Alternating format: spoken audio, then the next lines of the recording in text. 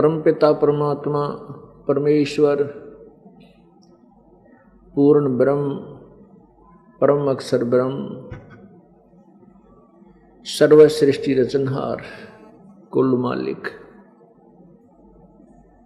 दीन दयाल दीन बंधु मंगल करण पाप हरण कबीर देव कबीर प्रभु कबीर परमेश्वर, ये हमारे कुल मालिक हैं, ये हमारे पिता हैं, सभी आत्माओं के जनक हैं। अपने संतान की चिंता, अपने संतान के दुख में दुखी माता पिता ही होते हैं। परमेश्वर कबीर देव में वो गुण हैं, तुमेव माता च पिता तुमेव, तुमेव बंधु च सखा तुमेव, तुमेव विद्या च द्रविण तुमेव, तुमेव सर्व मम देव देव। ये वो परमात्मा है जो हमारे माता और पिता और सच्चे साथी सखा बंधु, जो हमारे रिलेटिव भी यही है निकटतम। हम अपने उस परम पिता को, अपने साथी को, सखा को, अपने नाती को भूल करके हम अन्य के साथ प्रीत जोड़ चुके हैं। जब तक हम उस अपने पिता के पास नहीं पहुंच जाएंगे तब तक हम सुखी नहीं हो सकते। और जिस सुख को हम सुख मानते हैं वो सुख नहीं, वो तो दुख का हल्का स्वरूप है। झूठे सुख को सुख कहे ये मान रया मन मोदे, ये सकल चबीना काल का कुछ मुख में कुछ गोदे। या कोई सुखी नहीं है, कोई भी प्राणी सुखी नहीं है। हम जिसको सुखी मानते हैं वो कुछ हल्के दुख युक्त है, जो ऊपर से दुख नहीं दिखता, उसको इंटरनल अंदर से दुखी है। परमात्मा कहते हैं ब्रह्मांड 21 आग लगी है, या कृत्रिम बाजी सभी ठगी है। 21 ब्रह्मांड में आग लगी हुई है, अपनी अपनी आग में सभी जल रहे हैं। चाहे यहाँ के, चाहे रंक है, चाहे राजा है, चाहे देव है, चाहे महादेव है, चाहे देवताओं का राजा सुरपति इंद्र है। यहाँ चाहे ब्रह्मा विष्णु महेश हैं, या कोई सुखी नहीं है। यदि आप ब्रह्मा विष्णु महेश जी की आत्मकथा पढ़ लो, लेकिन हम केवल इनको पूर्ण परमात्मा मानकर इनके ऊपर आई आपत्तियों को लीला समझ रहे थे। वो लीला नहीं थी, इनके कर्मों के दंड और आपत्तियां थी। जैसे भगवान श्री विष्णु जी श्रीमद् देवी भागवत में प्रश्न नंबर 28 पे कहता है कि मैं अधिक समय तप करने में लगा रहता हूं और तप करके फिर शक्ति प्राप्त करता हूं। शक्ति प्राप्त करके मैं राक्षसों के साथ लड़ता रहता हूं। कुछ थोड़ा बहुत समय मिला सुखपूर्वक तो लक्ष्मी के साथ कुछ समय बिता पाता हूं। अब जिसको हम भगवान मानते हैं, जिसको हम परमात्मा मानते हैं, मानते थे, अब तो नहीं मानते, ये पूर्ण परमात्मा नहीं मानते, इनकी हम सतीथि से परिचित हो चुके हैं। तो ये आप दुखी, क्योंकि इनको वो ज्ञान नहीं मिला जिससे सुख हो सके, वो साधना नहीं मिली जिससे इनका जन्म मृत्यु का रोग कट सके। ब्रह्मा विष्णु महेश को तत्व ज्ञान नहीं था। जब तक तत्व ज्ञान नहीं होगा या जीव सुखी नहीं हो सकता। अब ये जो शब्द हैं ये कुनीन जैसे कड़वे हैं, जो दास बोलता है कि ब्रह्मा विष्णु महेश को आध्यात्मिक तत्व ज्ञान नहीं था, तो फिर किसको हो सकता है?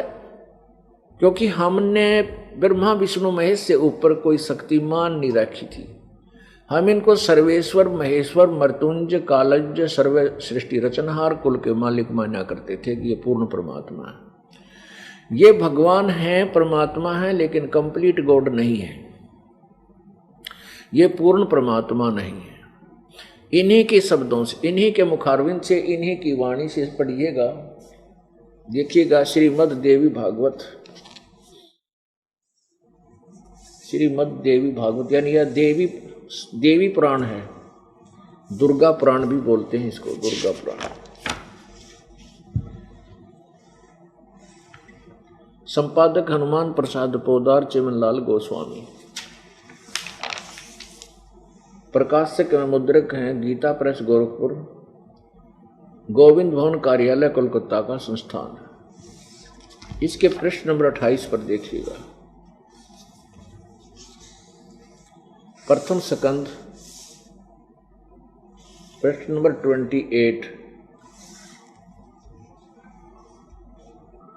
नारद जी ने कहा, महाभाग व्यास जी, तुम इस विषय में जो पूछ रहे हो ठीक ही प्रश्न मेरे पिताजी ने भगवान श्री हरि से अर्थात विष्णु जी से किया था। देवा अधिदेव भगवान जगत के स्वामी हैं। अब नारद जी के ज्ञान का भी गेला खुलासा होगा और ब्रह्मा जी के ज्ञान का भी, विष्णु जी के ज्ञान का भी।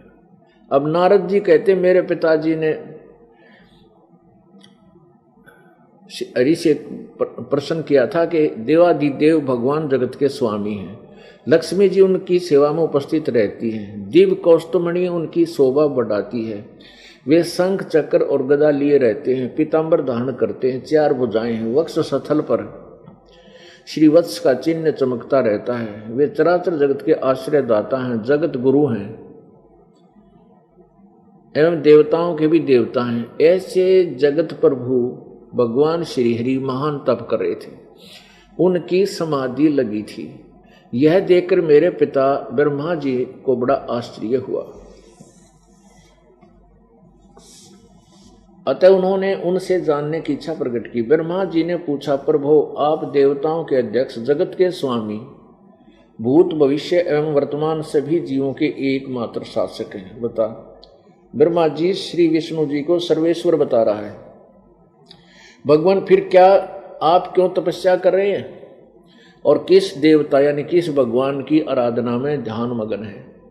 मुझे असीम आश्चर्य तो ये हो रहा है कि आप देवेश्वर एवं सारे संसार के शासक होते हुए भी समाधि लगाए बैठे हैं। इसी 28 पे नीचे ब्रह्मा जी के विनीत वचन सुनकर भगवान श्री हरि बोले, ये 29 पृष्ठ पे।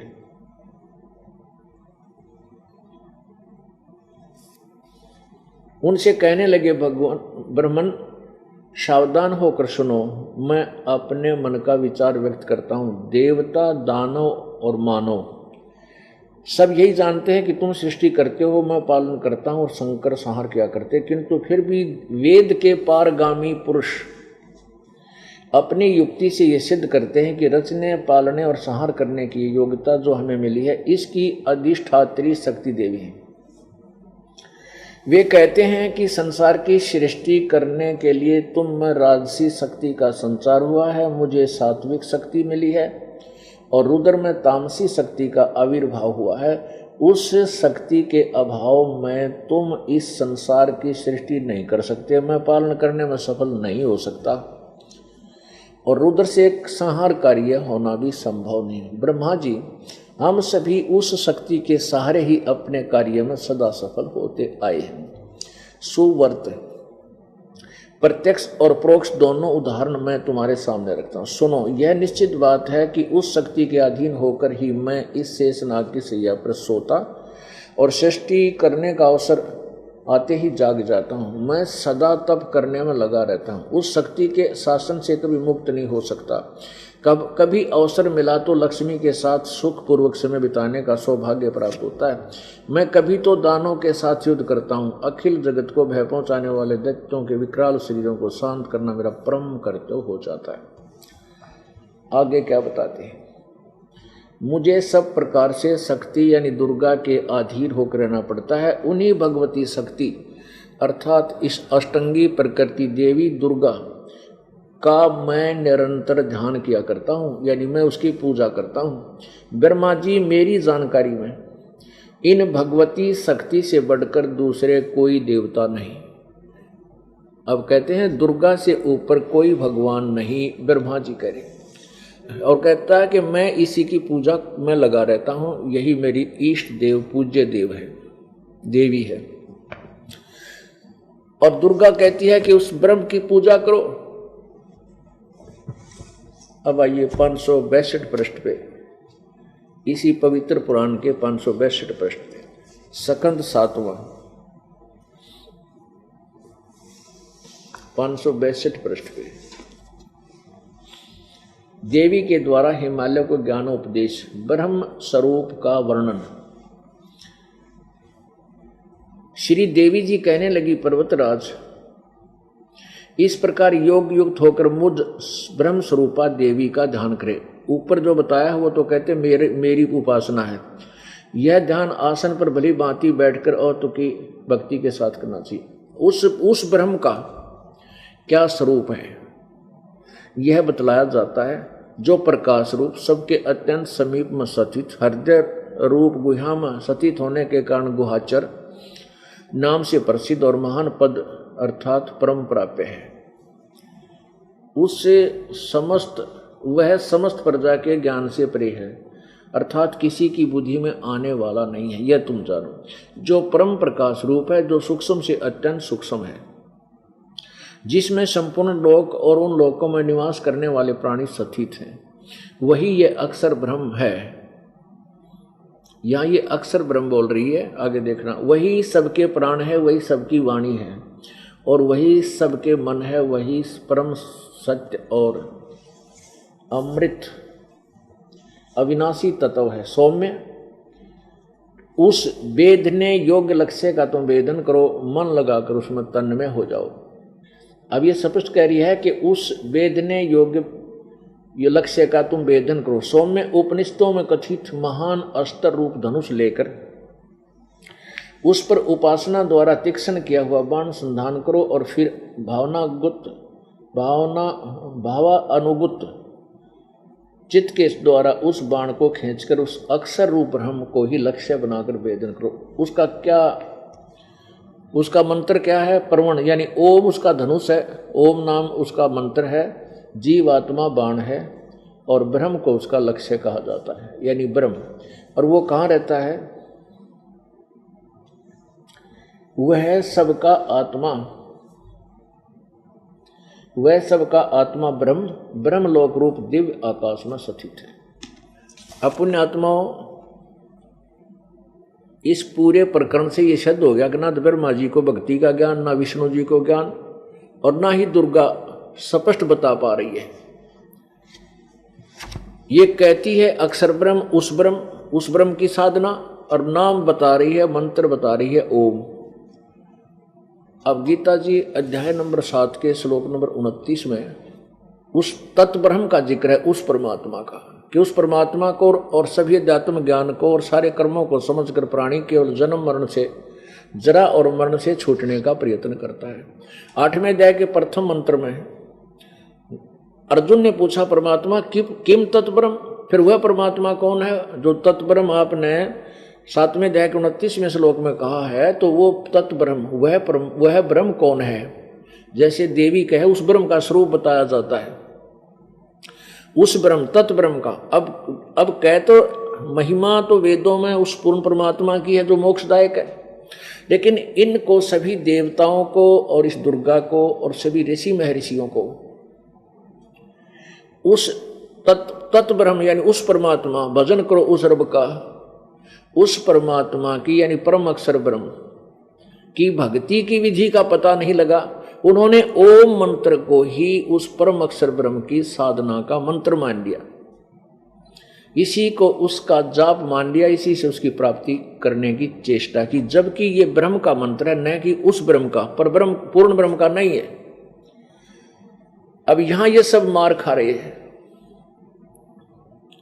तो गीता जी अध्याय नंबर 8 के मंत्र नंबर 1 में अर्जुन ने पूछा किम तत् ब्रह्म पुरुषोत्तम, वो तत्ब्रह्म है कौन जिसको जानने के बाद फिर यहाँ की किसी वस्तु की इच्छा नहीं रहती, केवल जन्म मरण और जरा मरण से छूटने का प्रयत्न करते हैं। 8वें अध्याय के 3रे श्लोक में कहा गीता जी में, गीता ज्ञानदाता ने, कि वो परम अक्षर ब्रह्म है। एक ब्रह्म, एक क्षर ब्रह्म, एक अक्षर ब्रह्म, एक परम अक्षर ब्रह्म। अब यहाँ देवी जी बोल रही है, श्री दुर्गा बोल रही है कि उस ब्रह्म अक्षर ब्रह्म का स्वरूप बताया जाता है, उस ब्रह्म का। तो और फिर मंत्र बता रही है ओम, जबकि वो परम अक्षर ब्रह्म है 3रे नंबर का। एक क्षर ब्रह्म ये ब्रह्म है, अक्षर ब्रह्म ये पर ब्रह्म है, और परम अक्षर ब्रह्म वो पूर्ण ब्रह्म, कंप्लीट गॉड है, वो पूर्ण परमात्मा है, वो सत्य पुरुष है। यहीं पर सभी अभी तक मार खा रहे थे कि साधना करने की चेष्टा भी करते थे, लेकिन way of worship according to the shastra नहीं थी, सदग्रंथ नहीं थी, जिस कारण से साधना करके भी व्यर्थ रहे। अब देखिएगा ये 6ठा स्कंद, यही दुर्गा पुराण, देवी पुराण, और प्रश्न नंबर 414 पे जन्मजय ने पूछा महाभाग किस युग में कैसा धर्म का स्वरूप है, इस संपूर्ण विषय को विशेष रूप से बताने की कृपा कीजिए। व्यास जी बोले, नरप शार्दुल राजन, ये निश्चय कि सतयुग में ब्राह्मण वेद के पूर्ण विद्वान थे, उनके द्वारा निरंतर भगवती जगदम्बा की साधना आराधना होती थी। भगवती का दर्शन करने के लिए उनका मन सदा ललायित रहता था। बस यही बतेरा, इतना ही काफी है। अब क्या लिखा है कि सतयुग में ब्राह्मण यानी ऋषि, ये मनु जी, वशिष्ठ जी हैं और विश्वामित्र जी, जितने भी ऋषि थे, इनके विषय में, इन ब्राह्मणों के विषय में कहा कि ये पूर्ण वेद के ज्ञाता थे और दुर्गा की पूजा करते थे। जबकि दुर्गा कहती है कि उस परमात्मा की भक्ति करो, लेकिन दुर्गा को भी उस परमात्मा की साधना का ज्ञान नहीं, इसलिए वो कहती है कि उसका मंत्र ओम है और वो ब्रह्म है और ब्रह्मलोक में रहता है। पुण्यात्माओं, अब बात यही बिगड़ रही थी अभी तक कि जब से ये प्राणी परमात्मा से विमुख हुआ है, उसको पाने की चाह इसको जबरदस्त लगी हुई है, परंतु इसको उसके पाने की विधि का ज्ञान नहीं, इस करके कठिन से कठिन साधना करके भी अपना जीवन बर्बाद करके चला गया। पुण्यात्माओं, कल रात्रि में आपको सत्संग सुनाया था कि पवित्र हिंदू धर्म के अंदर जो उनको साधना का ज्ञान है वो शास्त्र विधि अनुसार नहीं है, शास्त्र के विरुद्ध है। क्योंकि जैसा कि आपने माननीय चारों शंकराचार्यों का सिद्धांत पढ़ा, उनकी पूजा की विधि पढ़ी, सुनी और देखी, वो इन्हीं देवताओं की पूजा करते हैं। वे भगवान विष्णु और शंकर और दुर्गा और लक्ष्मी, भद्रकाली, कामाक्षी देवी, नारायण, ये वही भगवान एक ही विष्णु है, जिसको जगन्नाथ कहो, नारायण कहो, बराह कहो। ये केवल ब्रह्मा, इन ब्रह्मा विष्णु महेश तीनों गुण तक ही सीमित हैं। इन्हीं देवी देवताओं की पूजा में लगे हैं। और इनके विषय में कल आपको प्रमाण दिया था गीता जी अध्याय नंबर 7 के श्लोक नंबर 15 में, 12 से 15 में स्पष्ट किया है कि इन तीनों गुणों के द्वारा जो कुछ भी हो रहा है उसका मुख्य कारण गीता ज्ञानदाता कहता मैं हूं। वो कौन है? वो ब्रह्म है। ये क्षर ब्रह्म, क्षर पुरुष भी कहलाता है। और इसने कहा कि ये तीन रजगुण ब्रह्मा से जो कुछ हो रहा है, सतगुण विष्णु से जो हो रहा है, सतीथि है, रजगुण ब्रह्मा से जीवों की जन्म उत्पत्ति, तमगुण शंकर से जो संहार हो रहा है, इसका मुख्य कारण मैं हूं, लेकिन मैं इनसे दूर हूं, क्योंकि ये ऊपर 21 में ब्रह्मांड अपने अब एक ब्रह्मलोक में बने शिखर स्थान पर ऊपर रहता है, अलग रहता है, और वहीं अपनी पत्नी दुर्गा को रखता है। और दुर्गा यहाँ जो भी कोई साधक है उपासना करते हैं उनको भी आके दर्शन दे जाती है, फिर वहीं अपने स्थान पर चली जाती है। इस त्रिगुणमयी माया को गीता जी अध्याय नंबर 7 के श्लोक नंबर 14 में बताया है कि ये बहुत खतरनाक है, और जो मेरी पूजा करते हैं यानी ब्रह्मा विष्णु महेश से ऊपर ब्रह्म की जो साधना करते हैं, वो इनसे ब्रह्मा विष्णु महेश से मिलने वाली साधना से ऊपर उठ जाते हैं, इनसे ज्यादा लाभ प्राप्त होते हैं। ब्रह्म के उपासक कहाँ जाते हैं? ब्रह्मलोक में चले जाते हैं। श्री ब्रह्मा रजगुण, श्री सतगुण विष्णु जी, श्री शिव तमगुण की उपासक इन्हीं के लोकों में जाते हैं और तुरंत ही अपने पुण्यों को क्षीण करके वापस 84 लाख योनियों में आ जाते हैं, और ब्रह्म का साधक ब्रह्मलोक में चला जाता है। जिस ब्रह्म की साधना को श्री दुर्गा देवी कह रही है कि ओम नाम का जाप करो, और एक बार फिर पढ़िए, थोड़ा सा बहुत जरूरी कंसेप्ट इसमें रह गया। दुर्गा ने क्या कहा है कि ये वही दुर्गा पुराण है 562 पृष्ठ पे, यहां 563 पृष्ठ पे देखेंगे।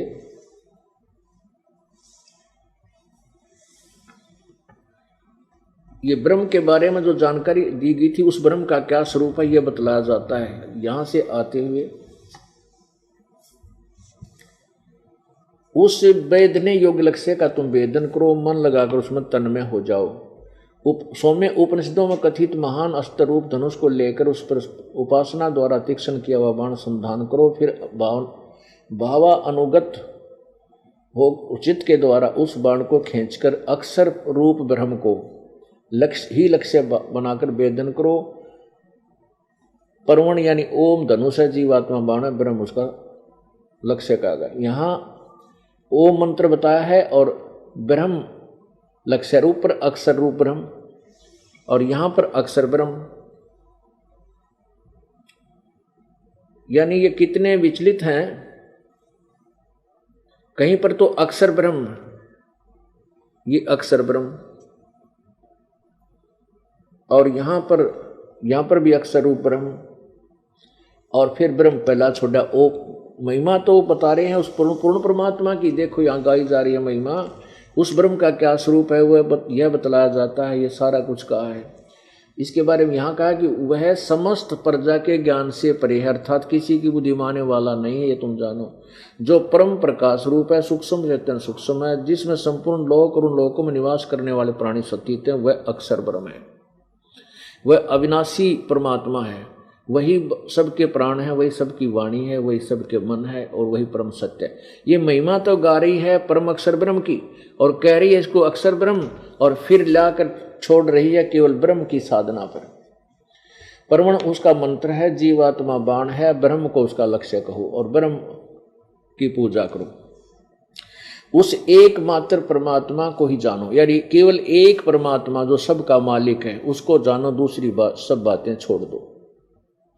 यही अमृत रूप परमात्मा के पास पहुंचने का पुल है। ये पॉइंट रह गया था। ये क्या कह रही है दुर्गा कि केवल एक परमात्मा की भक्ति करो और अन्य की नहीं, और वही पूर्ण मोक्ष का साधन है। और फिर बता रही है केवल ओम मंत्र है और वो ब्रह्मलोक में रहता है। ओए होए, परमेश्वर की वाणी है वो। नौ मन सूत उलझिया, ऋषि रहे जख मारे, सतगुरु ऐसा सुलझा दे भाई, उलझे न दूजी बार। सतगुरु बिन काहू न पाया ज्ञाना, जो थोथा भुस छड़े किसाना। गुरु सतगुरु बिन वेद पढ़े जो प्राणी, समझे न सार रहे अज्ञानी। अब श्री दुर्गा देवी जो श्री ब्रह्मा विष्णु महेश की श्री माता जी हैं, और श्री ब्रह्मा जी रजगुण, श्री विष्णु जी सतगुण, श्री शंकर शिव जी तमगुण, ये सभी के सभी वेद ज्ञानहीन थे। अब दास जो आपको आगे ये गीता जी अध्याय नंबर 7 का जो कल प्रकरण प्रारंभ हुआ था, उसमें क्या कहा कि अध्याय नंबर 7 के श्लोक 12 से 15 में ये कहना चाहा है गीता ज्ञानदाता ने कि जो इन तीनों गुण रजगुण ब्रह्मा, सदगुण विष्णु, तमगुण शिव जी तक ही साधना करते हैं, और जिनका इस त्रिगुणमयी माया के द्वारा ज्ञान हरा जा चुका है, वो असुर स्वभाव को धारण किए हुए मनुष्यों में नीच दुष्कर्म करने वाले मूर्ख मुझे भी ना बजते। यहां भक्ति का विषय चल रहा है। गीता ज्ञानदाता ब्रह्म है जो श्री कृष्ण जी के शरीर में प्रवेश करके वो बोल रहा है। तो तीनों गुणों की रजगुण ब्रह्मा, सदगुण विष्णु, तमगुण शिव जी की साधना करने वालों को असुर स्वभाव के को धारण किए हुए मनुष्यों में नीच। एक बार फिर देख लीजिए श्रीमद् भगवत गीता, जिसके अनुवादक हैं जय दयाल गोविंद का और प्रकाशक हैं गीता प्रेस गोरखपुर, गोविंद भवन कार्यालय कोलकाता का संस्थान। अध्याय नंबर 7 का अब श्लोक नंबर 12। और भी जो सतगुण से उत्पन्न होने वाले भाव हैं और जो रजगुण से तथा तमगुण से होने वाले भाव हैं, उन सबको मुझसे ही होने वाले ऐसा जान, परंतु वास्तव में उनमें मैं और वे मुझ में नहीं हैं। अब इसके साथ साथ हमने और भी कंसेप्ट क्लियर करना पड़ेगा, क्योंकि प्रत्येक क्लास में, प्रत्येक पीरियड में, प्रत्येक सत्संग में विद्यार्थी बदलते रहते हैं, और पुराने भक्त हैं उनको ज्ञान यज्ञ का लाभ मिल रहा है, आनंद आता है। परमात्मा की चर्चा कितनी बार भी सुने उतनी ही प्यारी लगनी चाहिए। ये एक भक्त के लक्षण होते हैं जो स्वस्थ भक्ति चल रही है जिसकी। अब देखिएगा ये वही गीता जी